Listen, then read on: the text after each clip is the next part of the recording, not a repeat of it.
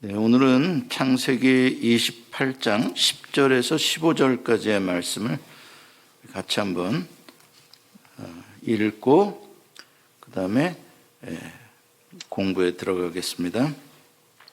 창세기 28장 10절에서 15절입니다.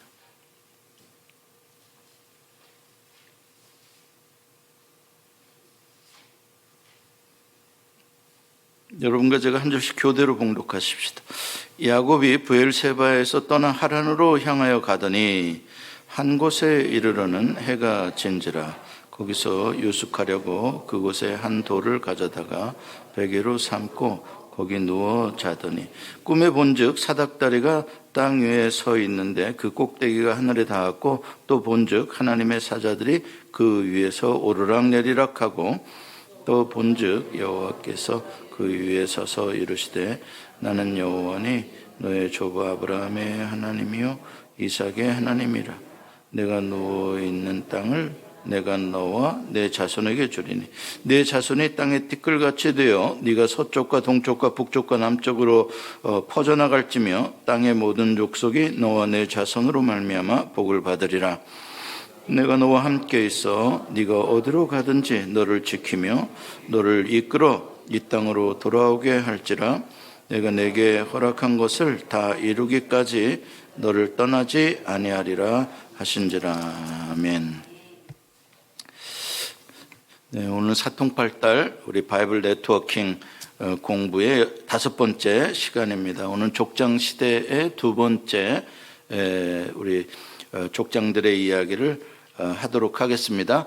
자, 우리 기본적으로 우리 구약을 공부할 때 외워야 하는 거, 여러분 시대별로 흘러가는 그 연대기를 우리가 알아야 되죠. 처음에는 창조 시대, 그 다음에는 지금 하고 있는 족장 시대, 그 다음에 출애굽 광야 시대, 그 다음에 정복 사사 시대. 여러분들이 충분히 이렇게 그냥 성경 스토리를 가면 됩니다. 제목만 붙인 거예요. 출애굽 광야를 지나고 나면 이제 가나안 땅을 정복하고 사사 시대가 열리고, 사사 시대가 끝나면 이제 왕국 시대가 시작이 되는데 왕정 시대라고도 하고, 또 왕정 시대를 둘로 나누어서 단일 왕국 시대와 또 분열 왕국 시대로 이렇게 나누고, 그 다음에 이제 왕조가 망하면서 포로로 끌려가게 돼서 포로 시대, 포로 귀환 시대. 자, 이런 식으로 해서 이제 총 8개의 시대로 구약 성경을 나누어 볼 수 있다. 이건 머릿속에 여러분들이 그냥 쭉 기억해 놓으시면 되는 겁니다. 그 다음에 이제 성경의 구약을 연대기로 이렇게 연대순으로 놓는 역사서들을 배치하는, 그게 이제 창출민수, 사사망, 대라느입니다. 여러분들이 머릿속에 그렇게 외워놓으면 돼요. 창출민수, 따라서 해보세요. 창출민수, 사사망, 대라느. 창세기, 출애굽기, 민수기, 여호수아, 창출민수죠. 그다음에 뭐요? 사사망이니까 사사기, 사무엘상하, 열왕기상하, 그렇죠? 그렇게 이제 흘러가는 거예요. 그다음에 역대상하가 열왕기상하와 같은 자리에 놓이게 되고, 그다음에 라느라는 책들이 이제 에스라, 느헤미야 이렇게 연결되어지는 거죠. 그래서 연대기로 그렇게 우리가 기억을 해놓으면 됩니다. 자, 우리는 지난 시간에 족장 시대의 첫 번째 아브라함과 그 다음에 아브라함과 야곱을 잇는 중간에 이제 이삭에 대한 이야기를 우리가 하게 됐어요. 그래서 아브라함은 믿음의 조상이다는 별명처럼 굉장히 중요한 믿음으로 하나님 나라를 들어가 산다는 게 뭔가, 하나님과 동행한다는 게 어떤 건가. 그래서 아브라함의 일대기를 보면 그런 믿음의 여정, 믿음의 하나의 모델, 이런 것들을 우리가 보게 되는 것이고요. 그 다음에 이제 이삭은 이제 야곱과 연결되어지는 그런 중간 역할을 이삭이 감당하게 됩니다. 그러니까 창세기에서 강조하는 캐릭터는 지금 아브라함과 야곱을 굉장히 많이 강조하죠. 그래서 오늘은 우리가 본문에서도 지금 야곱이 베델에서, 루스 광야라고 하는 베델에서 자기 집에서 쫓겨나 외삼촌 라반의 집으로 먼 길을 떠나는 중에 그 광야에서 외롭게 또 두렵게 잠을 자다가 본 그러한 환상의 이야기입니다. 여기에 보면 하나님께서 찾아오십니다. 야곱을. 그리고 야곱에게 내가 너를 보호하겠다, 내가 너를 축복하겠다 이렇게 약속을 하십니다. 참 일방적이죠. 하나님의 주권적이죠. 야곱은 상상도 못하고 있는 그러한 빈들인데 그야말로 자기밖에 없는데 짐승 소리밖에 안 들리는 가운데 여호와 하나님께서 그것을 찾아오시는 이야기죠. 자, 그 다음에 이제 그 이야기를 듣고 이제 15절 이하에 쭉 이제 보게 되면 야곱이 이제 어떻게 반응할 거냐. 그리고 자기도 이렇게 하겠다. 하나님께 자기도 약속을 걸고 있습니다. 그래서 베델에서의 이 약속을 하고 있는 것이죠. 그래서 창세기에서 특히 이제 이 아브라함의 이야기도 그렇고 모든 사람의 이야기를 다 그렇습니다만 특별히 도드라지게 야곱의 스토리에서 강조하고 있는 주제는 하나님의 주권적인 은혜와 인간의 자유의지 사이에서의 갈등이에요. 뭐와 뭐의 갈등이라고요? 하나님의 주권적 은혜와 인간의 자유의지 사이에서의 갈등 문제가 나와요. 이건 뭐 우리들의 삶의 큰 주제이기도 하지만 특별히 야곱을 통해서 이것을 우리로 하여금 좀 디테일하게 볼 수 있도록 해줍니다. 그래서 야곱의 스토리를 쭉 보게 되면 관계냐 소유냐라는 아주 중요한 중심 주제를 다루심에 있어서 하나님이 어떻게 관계와 소유의 문제를 야곱이 착각하고 있는 문제를 정리해 주시면서 야곱에게 깨달음을 주시는가 하는 게 굉장히 잘 드러나고 있고 또 야곱이 결국 자기의 고집, 자기의 자유의지를 추구하다가 마지막에는 하나님의 은혜와 주권에 무릎을 꿇게 되는 그리고 순종하는 사람으로 변화되어지는 그런 성화를 우리가 보게 되는 것이죠. 그러니까 결국 이 족장 시대를 통해서 우리 강조되어지는 것은 개인이 아니라 아브라함이 얼마나 훌륭했냐, 이삭이 훌륭했냐, 야곱이 훌륭했냐의 문제가 아니라 이렇게 문제가 있는 사람들, 아직 하나님을 잘 모르고 신앙적으로 갈등하고 또 실패하고 이런 사람들을 어떻게 하나님이 언약하시며 찾아오시며 그들을 포기하지 않고 믿음의 사람으로 세워가시는가. 이게 이제 성경에서의 가장 중요한 중심 주제죠. 그 하나님의 주권적 은혜가 결국은 구원을 성취하는 그러한 원동력이 되는 것이죠. 이게 소망이죠. 그러니까 소망은 우리가 얼마나 잘할 것이냐에서는 없어요. 우리는 잘하지 못하는 존재예요. 우리는 실패해요. 그러나 실패하고 부족한 우리를 하나님이 포기하지 않으시고 이끌어 가신다, 견인해 가신다는 게 이제 우리에게 소망이고 은혜죠. 자, 이제 야곱의 스토리로 들어가 봅시다. 여러분들이 워낙 많이 들었던 스토리라 뭐 복습하신다고 생각하시면 돼요. 출생할 때 형의 발뒤꿈치를 잡고 나왔다. 그렇죠? 그래서 이 야곱이라는 이름이 발뒤꿈치라는 뜻이고 또 남의 발을 걸다, 태클을 걸다 이런 사람이고 씨름할 때 왜 발로 이렇게 안다리 걸고 뭐 넘어뜨리고 그러는 거 있잖아요. 그런 일종의 씨름 선수들의 기술을 뜻하는 게 이제 야곱이라는 이름입니다. 이미 야곱은 태중에 있을 때에 하나님께서 장자로 야곱을 축복해 주시겠다고 2배의 복을 주겠다고 야곱을 선택하셨습니다. 이미 은혜를 받은 거예요. 주권적 은혜. 야곱이 뭐 아무런 자유의지라는 게 없을 시절이죠. 뱃속에서 하나님의 은혜가 이미 결정됐다 이 말이죠. 자, 그런데 그 은혜를 받은 것을 모르기 때문에 야곱은 자기가 장자로 태어나지 못한 것에 대한 열등감, 그걸 그냥 받아들이지를 않고 어떻게든지 자기가 장자의 그런 축복을 받겠다라는 그런 또 그런 욕구라 그럴까요? 욕망이 강해요. 또 그 열등감의 발로인 것 같아요. 그런데 문제는 자기 형과 비교했을 때 조금 남성미가 떨어지는 그러한 데에서도 또 열등감이 있는 거예요.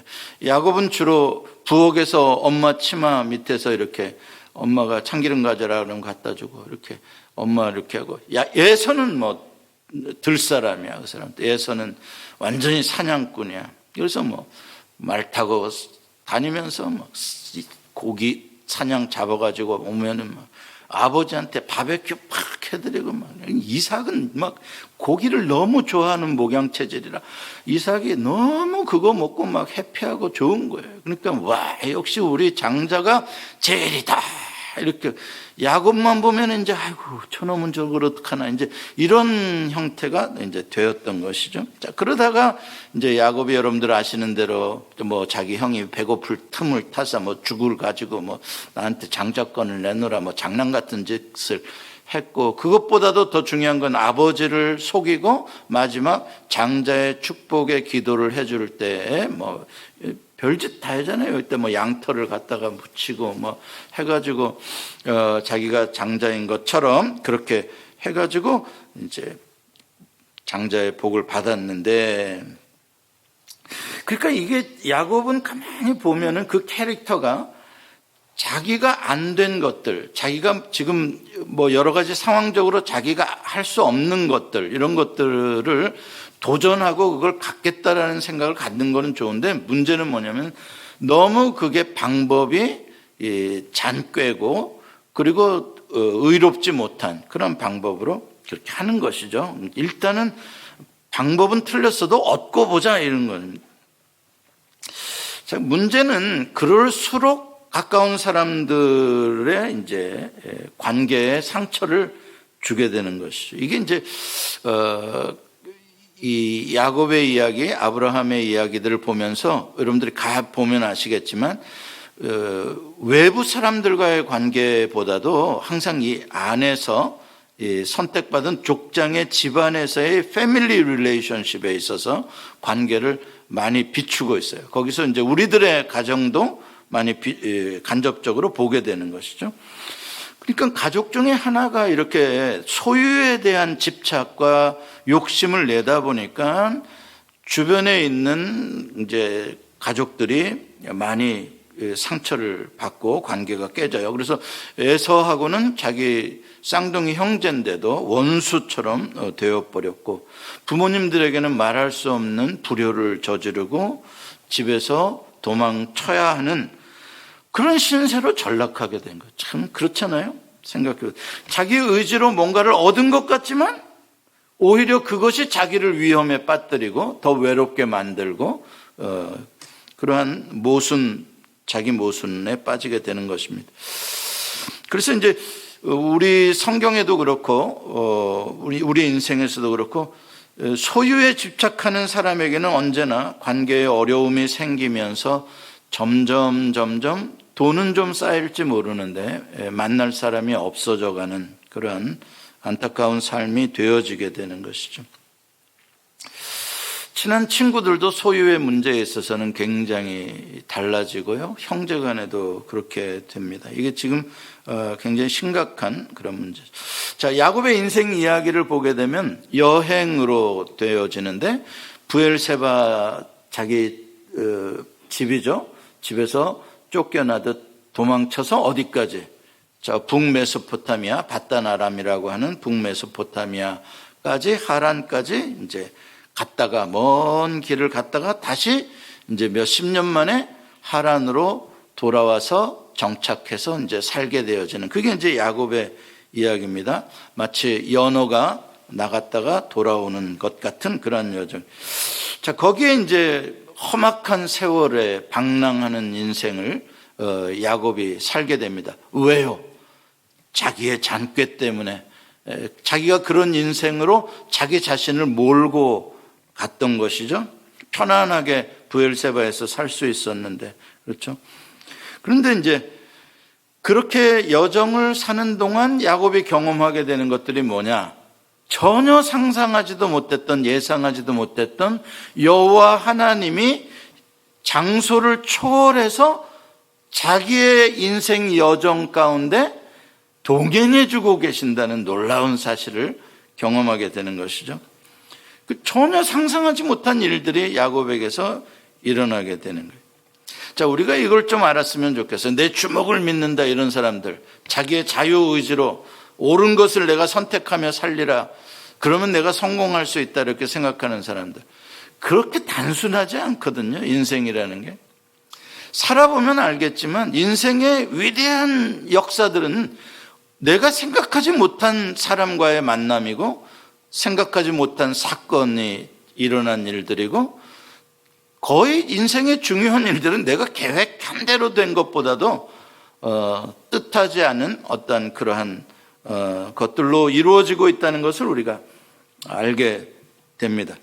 그러니까 나의 의지 밖에서, 나의 계획 밖에서, 나의 생각 밖에서 일어나는 일들이 결국 우리의 인생을 이끌어가고 있다는 사실을 우리가 인정하지 않을 수가 없다는 것이죠.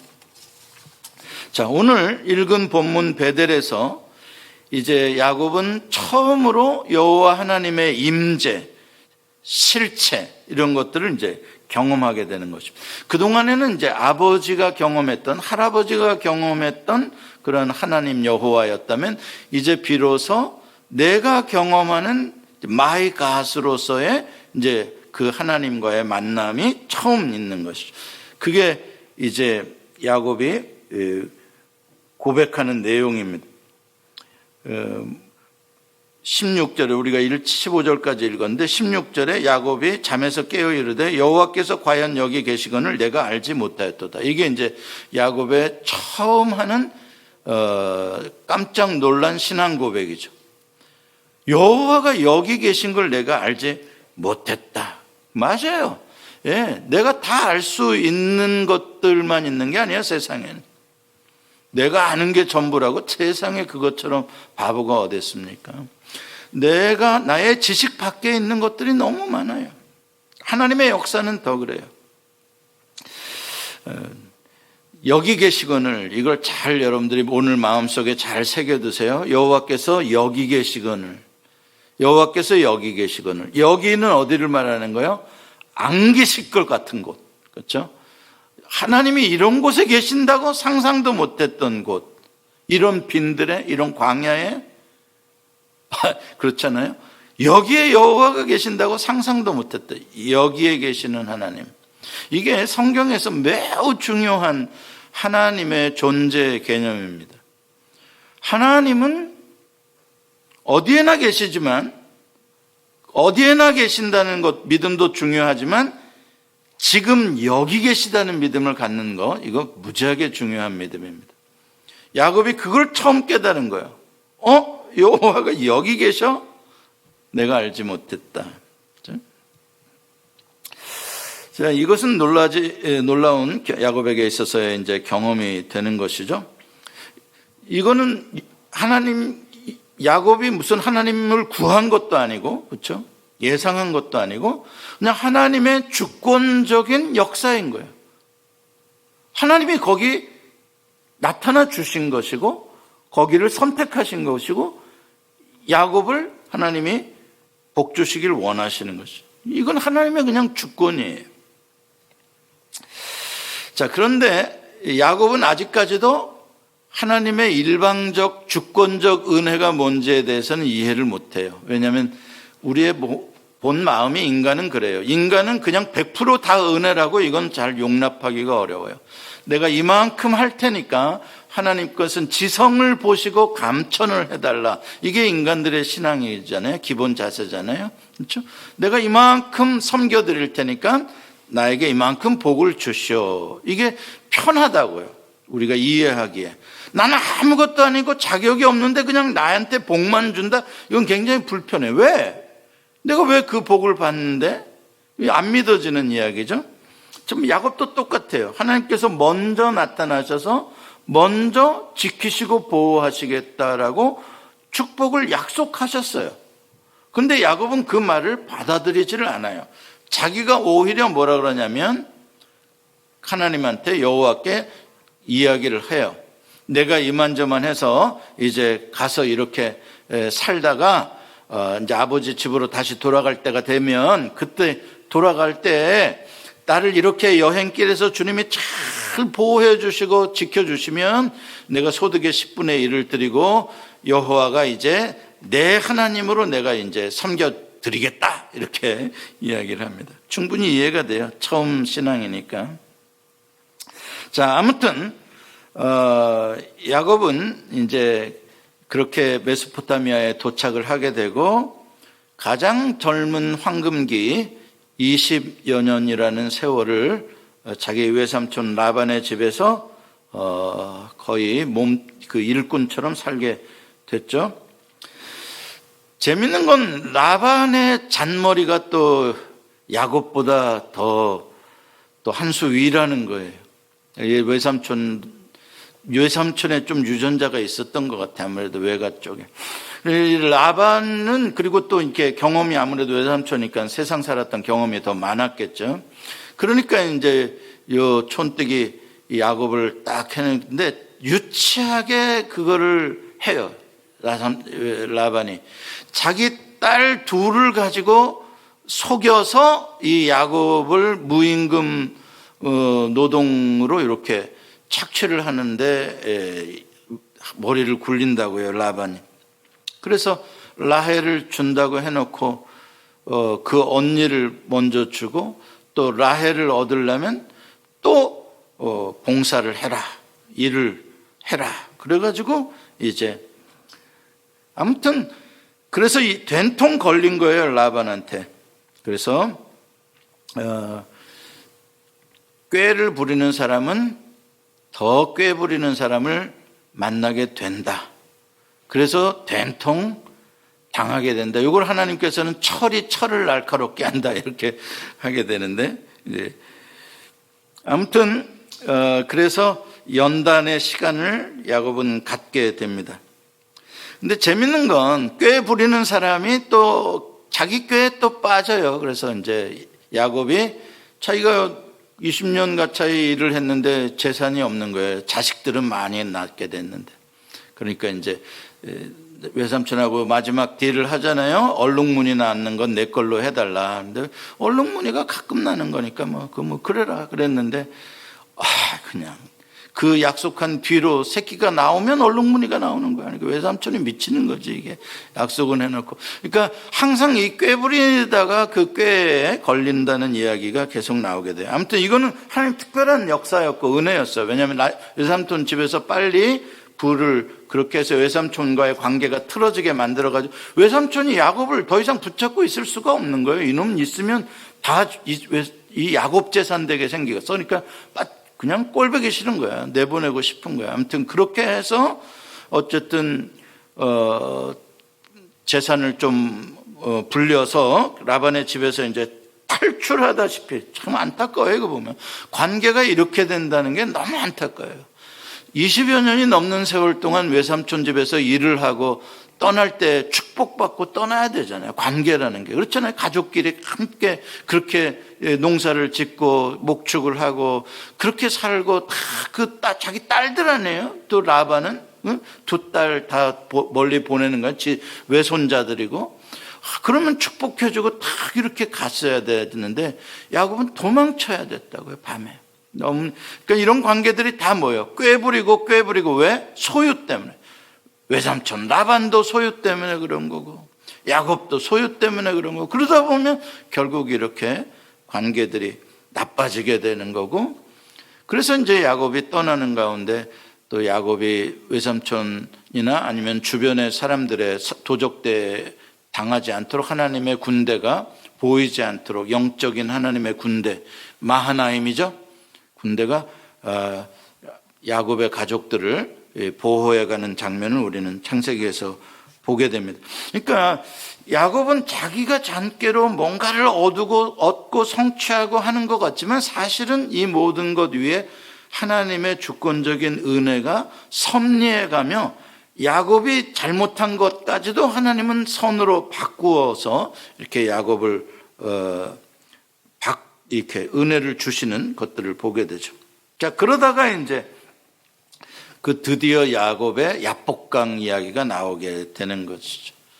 이 야복강을 건너서 이제 가나안으로 들어오는 겁니다. 야복강을 건넌다라는 말은 이제 메소포타미아에서 가나안으로 들어오게 되는 관문인데, 그런데 이제 거기서 전혀 또 생각지도 않은 사건이 터지게 되는 거예요. 그거는 에서가 400명을 이끌고 야곱을 맞으러 온다는 것이죠. 그러니까 야곱은 그것을 어떻게 해석했냐면 나를 죽이려 오는구나. 그렇죠? 원수라고만 생각을 했기 때문에 그렇게 생각을 한 겁니다. 꼭 죽게 생겼습니다. 대단합니다. 400명을 이끌고 온다. 에서가 지금 오는 곳은 어디예요? 아주 먼 에돔 땅이에요. 에돔 땅이라는 건 여러분 아시죠? 유대 광야 그 아래, 유대 광야 아래 저 남쪽이거든요. 그 에돔에서부터 400명을 이끌고 그 먼 거리 원정을 하는 거예요. 그러니까 야곱은 정말 다리가 후들후들했겠죠. 여기서 내 인생 끝나는구나. 내 자식들 다 죽겠구나. 그런데 이제 꾀를 써서 또 재물을 앞서 좋은 것들을 형 마음을 좀 달래보려고 재물을 앞서 보내고 그리고 또 자기 가족들을 또 자기가 사랑하는 가족들은 뒤쪽에 놓고 조금 덜 사랑하는 가족들은 또 앞에 놓고, 난 그게 계산이 안 되는데 어떻게 그건 계산을 하는지 모르겠어. 다 가족인데, 근데 그게 분명히 있어요. 서열이 야곱의 마음속에. 그렇게 해놓고 이제 자기가 끝까지 자기는 야복강을 건너지 못하는 그런 이야기죠. 지난 설교에서 제가 형통의 복이라는 데서 야곱의 이야기를 마지막으로 했던 것이 이제 그거죠. 현실적으로 닥쳐온 계속 회피하고 도망쳤던 인생 최대의 문제, 어떻게 할 거냐, 이번에도 어떻게 도망칠 거냐, 이번에도 어떻게 잔꾀로 한번 속여서 또 빠져나가 볼 거냐, 그러면 해결이 되느냐? 아니죠. 이제는 아니다. 이제는 뭔가 결단을 내려야 될 때다, 걸 알 수가 있습니다. 자, 그런 가운데에 더 이상 장깨가 이제 없어요. 이제 없어. 그게 최선이야. 그런 가운데 혼자 잠을 이루지 못하고 있는 가운데에 하나님이 그 텐트에 찾아오시잖아요. 보세요. 하나님이 이런 분이라고요. 여러분, 이런 하나님을 우리가 성경에서 찾고 발견하고 그 하나님이 나의 하나님으로 받아들여져야 되는 거예요. 야곱이 요구하지 않았어요. 하나님 도움 구하지 않았어요. 오히려 원망했어요. 왜 이렇게 내 인생이 여기 왔는데 하나님 또 내가 내 형 문제 때문에 이렇게 돼야 됩니까? 내가 여기서 또 당해야 됩니까? 그러고 있어. 원망했다고요. 하나님 찾아오셔서 굉장히 흥미로운 건 하나님이 씨름을 거셨어요. 야곱에게. 누가요? 하나님이. 야곱을 붙잡고 씨름을 하는 거예요. 하나님이. 씨름은 어떻게 하면 이기는 거죠? 잡아뜨리면 이기는 거예요. 상대방 무릎이 꿇려지든지 넘어지든지 자빠지면 이기는 거예요. 잘 보세요. 하나님이 야곱을 잡아뜨리기 위해서 오셨다고요. 하나님 잡아뜨리셔요? 못 잡아뜨리셔요? 야곱을? 네? 못 잡아뜨리셔요. 여러분, 굉장히 이상하지 않아요? 굉장히 이상하죠?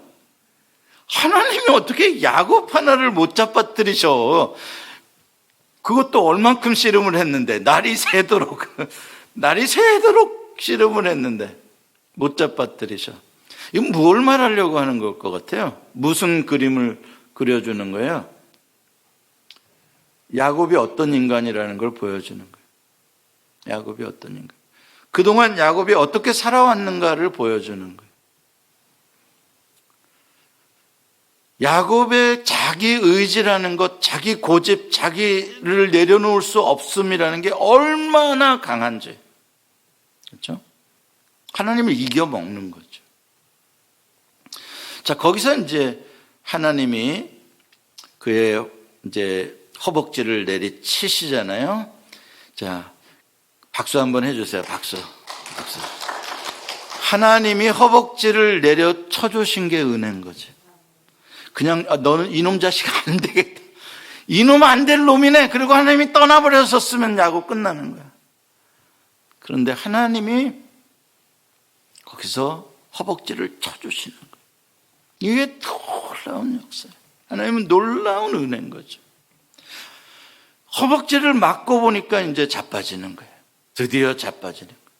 이제는 아는 거예요, 야곱이. 이게 무슨 스토리인지, 왜 이 낯선 사람이 와가지고 나와 이렇게 씨름을 하며 마지막에 이제 떠나겠다고 하는데도 붙잡을 때에 허벅지를 치셨는지에 대해서 야곱이 알게 되는 거예요. 깨닫게 되는 거예요. 그래서 당신이 나를 축복하지 않으시면 내가 가게 할 수 없나이다 라는 고백을 하게 되는, 항복이죠. 완전한 항복이죠. 당신이 아니면 나는 못 살겠습니다. 그렇죠? 야곱이 처음으로 여호와 하나님 앞에 무릎을 꿇는, 그리고 이제 내 고집, 내 자유 의지가 아니라 하나님의 은혜에 의존해서 내가 살겠나이다 라는 고백을 하는 자리죠, 그 자리가. 근데 희한하게 하나님께서 이름을 이스라엘로 바꿔주세요. 네 이름이 무엇이냐? 야곱입니다. 이제는 이스라엘이라고 해요. 이스라엘은 뭐예요? 하나님과 겨루어 이겼다라는 이름이에요. 그러니까 요거를 잘못 해석하는 사람은 하나님을 진짜 이겨먹으려는 사람들이 있어. 하나님 막 야곱처럼 내가 하나님 잡아뜨리고 내가 복 받아낼 거야 막 이렇게 땡깡 기도하고 소나무 뿌리 뽑고, 그렇죠?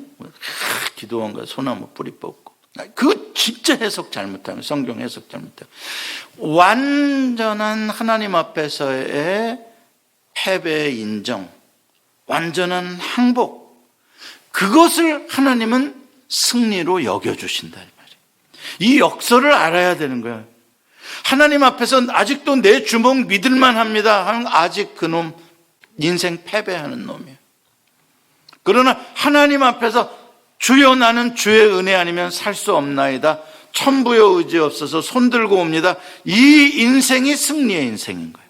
이 역설의 메시지를 읽어야지. 무슨 맨날 야곱처럼 하나님 붙잡고 씨름이나 하겠다고. 야곱이 붙잡고 씨름했나? 하나님이 붙잡고 씨름했지. 누가 누구를 붙잡았는지를 알아야죠. 하나님이 쓰러뜨리려고 붙잡은 거지. 무슨 하나님한테 떼부리면은 안 줄 것도 주는 거야, 하나님이? 아니요, 절대 소나무 뿌리 뽑지 말고 우리들 마음속에 있는 쓴뿌리 뽑아내야 돼. 기도할 때 기도원에 가가지고 내 쓴뿌리 뽑아주세요. 미움의 쓴뿌리, 응? 내 이 욕심의 쓴뿌리, 응? 내 이 자존심의 쓴뿌리, 내 이 교만의 쓴뿌리, 하나님 그거 뽑아주세요. 그래야 응답되는 거예요. 그렇게 하고 항복해야 응답되는 거지. 항복도 안 하고 펄펄 기가 살았는데 하나님 뭘 주시겠어 걔한테. 그러면 또 내가 기도해서 얻어냈지 또 이럴 텐데. 아이고, 우리 신앙생활 제대로 해야 돼. 자, 이제 야곱은 인생에서 처음으로 하나님 앞에 이제 회개하고 어떻게 사는지, 자기의 의지, 자기의 꾀로 되는 게 아니라 맡김, 믿음, 거기서부터 모험이 시작이 되는 거예요. 그 전까지는 모험이 아니에요. 다 자기의 계획과 꾀로 다 이렇게 하면 이렇게 되겠지로 하는 것. 그걸로 안 되는 순간부터가 이제 모험의 세계, 믿음의 세계로 들어가는 거예요. 그렇게 갔는데 자기 형 예서가 이놈의 자식 잘 만났다 그러고 칼로 쳐서 죽으면 큰일 나잖아요. 전에는 절대 못 갈 야곱이었어요. 근데 거기서 변화되고, 아, 인생은 내 계획대로 되는 게 아니구나. 이 여호와 하나님이라는 분이 베델에서부터 여기까지 나를 이렇게 지키시고 인도하시고 내가 내려놓고 하나님을 의지하기를 원하는구나. 그러고 야곱이 거기서 깨닫고 야복강을 건너가 예서를 만나잖아요. 예서가 저기 있는데 막 미리 막 절하고 막, 응? 삼보 일배 해가며 막 가는 거야. 겸손, 그 낮음 막 놀랍죠. 근데 이미 에서의 마음은 하나님께서 감동을 해놓으셨기 때문에 목을 어긋맞고 내 동생이라고 그냥 놀라운 역사가 일어나는 거예요. 기적의 역사가 일어나는 거예요. 자기 꾀로요? 아니요. 하나님께 맡겼을 때, 하나님께서 열어주실 때 그렇게 내려놓고, 소유가 아니라, 소유 다 팽개친 거 아니에요? 오로지 관계만을 위해서 자기를 다 걸은 거잖아요. 하나님께 맡겼더니 하나님이 놀라운 역사를, 관계가 회복되어지는 역사를 하나님 보여주시다. 자, 이제 야곱은 이렇게 하나님을 의지하며 관계를 소중하게 여긴다는 게 어떤 것인지를 처음 야복강과 에서의 사건을 통해서 경험을 하게 돼요. 자, 그 다음에 이제 가나안 땅으로 들어오게 됩니다. 이제 에서는 다시 에돔으로 가고, 야곱은 자기 형한테 나도 에돔 쪽으로 가겠다라고 말은 해놓고 안 가요. 자기 형만 보내고, 자기는 야복강을 건너가서 만난 곳이 이제 세겜이라는 곳에 도착을 하게 됐는데, 거기는 원래 야곱이 머물려고 계획했던 곳이 아니었죠. 근데 가보니까, 세겜이라는 데를 가보니까 너무 좋은 거예요. 땅이 너무 좋은 거예요. 브엘세바보다 훨씬 좋은 거예요. 물도 넉넉하고 초제도 아주 좋고, 그러니까 거기에 이미 이방 사람들이 다 성을 쌓고 자리 잡고 살고 있는 땅인단 말이죠. 그래서 야곱이 생각지도 않게 거기에 그냥 정착을 해버리는 거예요. 그러니까 거기서 정착을 결정하게 되는 야곱의 기준은 뭐예요? 역시 좋은 땅, 소유, 그거를 중심으로 결정을 하는 거죠. 하나님이 여기 머무시라고 하시는 거에 관심은 없어요. 누군가와의 관계, 형과의 관계, 아니면 다른 어떤 가족과의 관계를 위해서 가는 것도 아니고, 오직 자기의 소유를 위해서 좋은 땅을 선택하고 세겜에 머무르게 되는 거죠, 야곱이. 근데 여기에서 이제 우리가 심각하게 생각해야 될 문제는 세겜이냐 베델이냐를 우리가 잘 봐야 되는 거예요. 야곱은 베델을 향해서 갔어야 되는 거예요. 가나안에 들어오는 순간 어디를 향해 갔어야 된다? 베델을 향해 갔습니다. 왜요? 왜? 환난 날에 처음으로 하나님이 나타나셔서 하나님과 자기가 약속했던 곳이 베델이잖아요. 나를 그렇게 무사히 돌아오게 해주시면 내가 베델에 제단을 쌓겠습니다라고 하나님께 약속했잖아요. 그러면은 야곱은 당연히 야복강을 건너 가나안 땅에 들어올 때 제일 먼저 생각한 곳이 어디여야 됐냐? 당연히 베델이어야 되는 거죠. 그런데 그 베델은 까마득히 잊어버리고 세겜이라는 이방 지역의 땅에 정착을 하게 되는 거죠. 자, 소유를 쫓은 정착입니다. 결과가 어떻게 됩니까? 결국 그 지역 이방 사람들의 문화를 구경하기 위해서 그 세겜 성으로 들어가게 되죠. 야곱의 사랑하는 외동딸 디나가 성폭행을 당하게 되고, 성주의 아들로부터 이제 비극이 시작되는 이야기예요. 그래서 야곱의 아들들이 이방 남자에게 자기 여동생이 그렇게 성폭행을 당한 것에 대한 복수를 하잖아요. 뭐 세겜성의 남자들을 다 죽여. 그러니 뭐 주변에 있는 모든 이방 족속들이 이제 완전히 적이 하나 들어온 거예요. 야곱은 완전히 그들의 적이 되는 거죠. 이제 서로 화친하면서 잘 살아야 야곱이 그래도 거기서 목축하고 이렇게 우물 파고 해서, 세겜 우물이 수가성 우물, 그 우물이에요. 야곱이 판 우물. 그렇게 될 텐데 그냥 거기서 트러블이 나니까 이제 야곱은 딱 죽은 목숨이 된 거죠. 왜? 거기 이방 사람들이 연합군을 형성해가지고 치면 뭐 야곱 그까짓 거 뭐 아무것도 아니죠. 아들이 12이 있어봐요. 그러니까 이제 야곱이 거기서 큰일 위기감을 느끼면서 깨닫게 되어지는 게, 하나님께서 깨닫게 해주시는 게 바로 네가 옛날에 베델에서 약속했던 거, 루스 광야에서 약속했던 거, 너 왜 안 지키냐? 그렇죠? 너 뭐 하고 있는 거냐 지금? 거기서 깨닫게 되는 거죠, 야곱이. 다시 한 번의 깨달음이죠.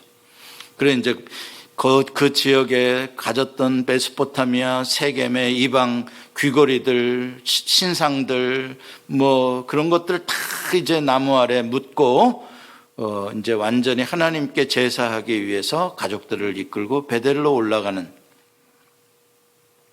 그래서 이제 베델에 제사를 드리니까 여호와 하나님이 그 제사를 기쁘게 받으시고 야곱과의 축복의 언약을 확인해 주시죠. 드디어 이제 베델에서. 자, 사실상 거기에서 이제 야곱의 스토리는 끝났다고 봐야 되는 거예요. 그러니까는 아브라함의 스토리는 모리아 산에서 완성이 되는 거고, 야곱의 스토리는 베델에서 시작해서 베델로 다시 돌아왔을 때 야곱의 스토리는 끝났다. 이렇게 우리가 볼 수가 있는 것이죠. 그러니까 우리가 잘 이거를 세겜이냐 베델이냐를 잘 이걸 분별해야 돼요. 세겜은 어떤 땅?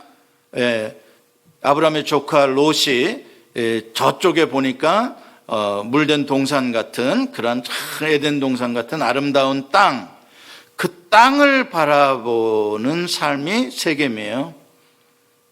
베델은 광야예요. 루스 광야예요.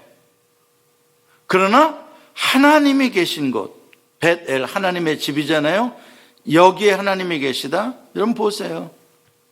세겜을 선택했을 때, 소돔성을 선택했을 때 그의 인생이 어떻게 하나님의 백성들이 실패하게 되는가. 그러나 척박한 곳이더라도 벳엘을 선택하고 브엘세바를 선택할 때, 하나님이 정하신 곳을 선택할 때 하나님께서 거기에 땅을 파면 물을 나게 하시면 될 거 아니냐고요. 그렇죠? 그 항상 우리의 인생에 있어서 여러분 세겜의 유혹에 빠지지 말고 베델로 올라가셔야 돼. 하나님의 집으로 가야 그곳에 약속의 복이 있는 거예요. 그래서 하나님과 언약한 것은 지체하지 말고 지키시고요. 그래서 여러분들의 인생에서 늘 베델에 머무는 인생. 자, 그 다음에 이제 요셉의 이야기로 넘어가게 되는 거죠. 야곱의 인생이 끝나고 브엘세바에 정착하게 된 야곱은 요셉을 특별히 사랑해서 채색 옷을 입혔다. 이제 이게 편의 문제. 야곱의 와이프가 넷이에요. 빌하, 실바라는 여종들까지 다 아내로 취했기 때문에 네 명이 다 배다른 형제들을 낳았죠. 그러니까 생각해 보세요. 야곱의 패밀리가 쉽지 않았을 거다. 그렇죠? 한 여자하고 살기도 쉽지 않은 법인데 굉장히 어려운 거예요. 그러니까 자녀들 간에도 굉장히 편애하는 자녀가 있고 어려웠죠. 그렇죠? 자, 그런 가운데 이제 요셉의 이야기가 나오는데, 요셉이 애굽으로 어떻게 가게 됐냐? 이제 왜냐하면 애굽이라는 곳은 이스라엘의 역사에 있어서 빼놓을 수 없는 중요한 곳이잖아요. 하나의 국가가 탄생되어지는 모태가 되는 곳이 애굽이니까 어떻게 우리 민족이 가나안 땅에 정착하지 않고 애굽에서 나오게 되었냐? 이제 이 히스토리를 설명하는 데에 이 요셉이라는 사람이 등장을 하는 거죠. 그러니까 요셉은 두 가지 이유로 애굽에 가 있게 되는 거예요. 둘 다 안 좋은 거죠. 그렇죠? 관계의 파괴 문제, 그 다음에 기근의 문제로 이스라엘 백성들이 애굽으로 가게 되어지는 그런 이야기입니다. 자, 아버지의 편애로 인해서 이제 그 가정에는 어려움이 생기게 됐고, 결국 형들로부터 요셉은 버림을 받게 됐고 노예로 팔려지게 되는 거죠. 그런 가운데에 이제 고통은 이제 더 커지게 되는 거죠. 아버지 야곱은 뭐 이루 말할 수 없는 고통을 겪고, 또 뭐 야곱이 고통 겪으면 나머지 형제들도 다 마찬가지로 네가 팔자 그랬니? 너는 죽이자고 안 했냐? 형제들 간에도 그 문제는 굉장한 고통의 문제였고, 나중에 이제 쌀 사러 애굽에 와서 형제들끼리 가둬놓으니까 지들끼리 하는 말들이 있었잖아요. 그렇게 자기들끼리도 그 문제가 굉장히 오랫동안 고통스러운 문제였다는 걸 알게 되죠. 자, 그런데 여호와 하나님께서는 이렇게 인간들이 만들어 놓은 관계의 문제, 여러 가지 미움의 문제, 실패의 문제들 가운데 또 하나님은 또 개입하셔요. 그게 하나님의 헤세드, 언약의 하나님의 은혜예요. 포기하지 않으시는 거죠. 인간들의 연약함 때문에 만들어 놓은 많은 문제들, 그래서 스스로 헤어나오지 못하는 문제들 하나님 찾아오셔서 구원해 주시고, 그 문제들을 또 합력해서 오히려 선으로 바꾸어 놓으시고, 이게 이제 하나님께서 하시는 구원의 역사예요. 하나님 성경 전체에 흐르는 것이죠. 사랑하는 자, 하나님 사랑하는 자, 그 뜻대로 부르심을 입은 자들에게는 모든 것이 합력하여 선을 이루느니라 하시는 그 구원의 역사. 자, 요셉은 다행히 여호와 하나님을 꽤 자기 하나님으로 믿는 믿음을 가지고 있었던 거죠. 이게 참 다행스러운 거예요. 믿음 없이 애굽으로 팔려왔더라면 참 정말 희망이 없었을 텐데 요셉에겐 믿음이 있었어요. 그리고 하나님은 애굽이라는 완전 낯선 땅에, 이방 땅에 요셉 홀로 있지 않게 여호와 하나님이 요셉의 하나님으로 함께해 주셨죠. 그렇죠? 그리고 요셉은 자기와 함께 하시는 하나님 앞에 자기가 있다. 그래서 코람데오의 신앙으로 내가 여호와 앞에서 내가 범죄할 수 없다 이러면서 그 시위대장의 아내의 그런 유혹을 물리치기도 하고요. 그런 가운데 요셉은 계속 더 절망적인 상황에 빠지게 되고 이렇게 이제 감옥에 갇히게 되어지는 상황까지 오게 되는 것이죠. 자, 그런데 여호와 하나님은 어때요? 오히려 그 가운데 함께 해주시고 합력해서 선으로 만드시는 하나님의 때가 오니까 요셉을 들어 올려 쓰시는데 상상하지도 못할 완전 죄수의 신분에서 제2인자가 되는 바로의 다음 가는 사람이 되는 역사를 하나님이 일으키시잖아요. 그렇죠? 그리고 요셉을 구원자로 쓰시잖아요. 자기 가족들을 구원하는 구원자, 또 기근에 많은 세상의 백성들을 식량을 잘 저장해 놨다가 살리는 데에 쓰임을 받는 하나님의 쓰시는 그런 귀한 사람으로 하나님께서 역사하시죠. 자, 근데 무엇보다도 이 요셉의 스토리에서 우리가 이제 굉장히 놀라운 것은 요셉의 신앙이 하나님의 주권적 은혜와 섭리를 깨닫고 인정하는 신앙이었다는 사실이 그게 놀라운 거예요. 여기에 이제 희망이 있는 것이죠. 자기들을 죽이려고 하고 노예로 팔았던 형들에 대한 미움이나 복수의 마음이 없어요. 오히려 그 형들과 그 가족들까지도 돌보는 그런 사랑의 마음으로 은혜로 욥의 마음이 채워져. 이게 이제 놀라운 겁니다. 그렇게 나쁜 일들을 인생에 있어서 당했는데 그게 큰 상처로 사람이 삐뚤어지지 않고, 그렇죠? 사람이 그 상처를 많이 받으면 사람이 좀 그러지잖아요. 그런데 요셉은 그렇지 않고 넉넉한 사람으로 될 수 있었던 것. 물론 하나님께서 그를 많이 보상해 주셔서 그가 애굽의 총리가 되는 자리까지 갔기 때문에 이미 승리했기 때문에 그런 것도 있지만 더 중요한 것은 요셉이 이 모든 것이 여호와 하나님의 섭리였다라고 확신을 갖는 거예요. 그래서 요셉이 계속해서 강조해서 고백하는 게 뭐예요?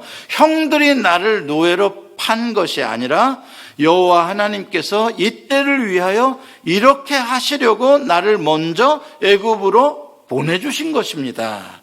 그러니까 형들은 안심하소서. 하나님께서 형들의 악한 마음을 이렇게 좋은 것으로 하나님이 바꾸어 놓으셨습니다. 그렇기 때문에 나는 형들에게 복수하지 않습니다. 할 필요도 없습니다. 이 모든 게 다 하나님의 은혜요, 하나님의 뜻이었습니다. 놀랍죠? 저는 여러분들에게 이런 믿음이 생겨나기를 바랍니다. 지나놓고 봤더니 이놈도 나쁜 놈이고 저놈도 나쁜 놈이고 그냥 천지사방에 원수들만 깔려 있으면 인생이 얼마나 힘들어. 근데 또 삶을 지나놓고 보니까 이 사람도 용서가 되고 저 사람도 용서가 되고 하나님이 이래서 저렇게 했고 저래서 저렇게 했고 그게 해석이 되어지고 다 은혜로 해석이 되어지고 하나님의 섭리 안에 그 모든 것들이 다 합력해 선을 이루는 것들로 되면 우리가 얼마나 노후가 행복하겠냐고. 저는 여러분들이 늙어가면서 미워지는 사람이 없어지길 바랍니다. 그게 은혜예요. 요셉이 주는 가장 중요한 교훈, 이게 이제 하나님께서 어떻게 이 엮이는 가정에서 파괴된 관계를 치유하시고 회복하시는데 이 모든 것들을 쓰시는가, 이 방법을 쓰시는가, 그리고 치유와 회복자로서 요셉을, 가장 피해를 당한 희생자죠, 피해자를 통하여 이 모든 것들을 회복시키는 회복자로, 구원자로 어떻게 하나님 바꾸어 놓으신가. 운디드 힐러죠, 말 그대로. 어떻게 바꾸어 놓으셨고, 그야말로 콩가루 집안 야곱이 어떻게 이제 서로 형제간의 그 미움들, 죄책감들이 씻겨지고 형제가 형제를 사랑하고 우애하고 신뢰할 수 있는 관계로 맺어짐으로써 창세기의 스토리가 끝나는가. 이게 매우 중요한 거예요. 많은 어려움과 갈등이 관계에 있었지만 요셉으로 말미암아, 그 사건으로 말미암아 마지막 장면은 이제 이 패밀리가, 야곱의 70명의 이 패밀리가 하나의 가족이 되는 거예요. 혈연 공동체로서 세워지게 되는 거예요. 거기까지 하나님이 이끄신 거예요. 이게 왜 중요하냐? 이 다음에 이 사람들이 비로소 12지파로 성장하며 하나의 국가 공동체로 발전해 갈 수 있는 코어가 형성이 된 거예요. 이 가족 공동체라는 코어가 만들어지고, 그것이 애굽이라는 자궁 속에 이 수정체가 착상이 돼가지고 400여 년의 세월이 지나면서 이제 멀티플라이를 해서 200만의 인구로 애굽의 자궁 속에서 하나님께서 자라나게 하셔서 이제 홍해의 양수가 터지면서 이제 이스라엘이라는 국가를 출생시키는 데에 이 하나의 수정란을 빚어가시는데 아브라함으로부터 시작해서 요셉까지의 그러한 모든 갈등들을 하나님이 연합해서 하나의 패밀리로 수정란을 만들어내셨다라는 사실이 하나님의 위대하신 역사죠. 그렇습니다. 한 가정도 그렇고요, 개인도 그렇고요. 이게 XY 염색체들이 서로 잘 융합돼서 하나의 수정란이 되어질 때에 거기서 하나님의 영양분을 받고 성령의 감동하심으로 예수 그리스도의 피와 말씀의 영양분으로 그게 성장하고 부흥하고 자라는, 교회도 마찬가지예요. 여러분들 코어 그룹들이, 장로님들의 그룹들이, 부부들이 잘 하나가 되어지고 잘 뭉쳐지는 수정란이 되어지게 되면 하나님이 세월이 지나면서 계속해서 새끼를 낳게 멀티플라이를 해주시는 역사가 일어나게 되는 것이죠. 근데 우리끼리 싸우고 또 팔아먹고 그냥 미워하고 원수 같고 이러고 있으면은 이제 아직도 이게 수정란이 안 만들어지는 그런 것이죠. 저는 이미 우리 예수소망교회는 수정란이 돼서 착상 단계에 들어가서 이제 1차 세포 분열을 시작했다라고 믿습니다. 앞으로 여러분들 그런 어떤 관계 속에서도 그러한 깨어지는 관계가 아니라 요셉처럼 융합시키는 관계로 들어가서 항상 번영하고 번성하고 충만한 그런 인생으로 만들어 가시기를 바랍니다. 기도하십시다.